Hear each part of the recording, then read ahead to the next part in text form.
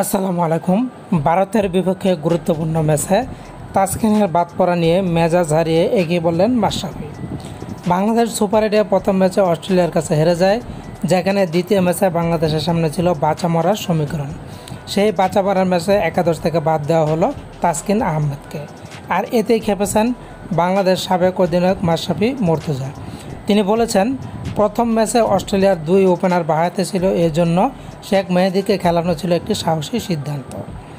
অস্ট্রেলিয়ার বিপক্ষে তাসকিন আহমেদ উইকেট শূন্য ছিল, কিন্তু তার আগে প্রত্যেক ম্যাচে তাসকিন উইকেট পেয়েছে। তাহলে তাকে কেন ভারতের মতো গুরুত্বপূর্ণ ম্যাচে বসিয়ে রাখা হলো?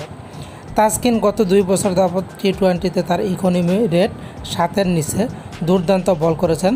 তারপরও এরকম একটি গুরুত্বপূর্ণ ম্যাচে তাসকিনকে বসিয়ে রাখা হলো কেন? তাসকিন আহমেদ বাংলাদেশ দলে গুরুত্বপূর্ণ একজন বোলার, কিন্তু গুরুত্বপূর্ণ ম্যাচে তাসকিন আহমেদকে বাদ দেওয়া হলো, যেটা খুবই বাংলাদেশের ক্ষেত্রে খারাপ হয়েছে। তাসকিন আহমেদ যদি থাকতো তাহলে বাংলাদেশের বোলিং আরও ভালো হতো। মাশরাফি আরও বলেছেন, তাসকিন আহমেদ প্রত্যেকটি ম্যাচে উইকেট পেয়েছিল, কিন্তু তাকে বসিয়ে রাখা হলো। এদিকে তানজিম সাকিবের প্রশংসা করতে ভুল করেননি মাশরাফি। তিনি বলেছেন, তানজিম সাকিব এবং রিশাদ হোসেন দুর্দান্ত পারফর্ম করেছে, কিন্তু সব কিছু ছাপিয়ে তিনি বারবার বলেছেন তাসকিনের কথা। তাসকিন আহমেদকে কেন ভারতের বিপক্ষে বাদ দেওয়া হলো?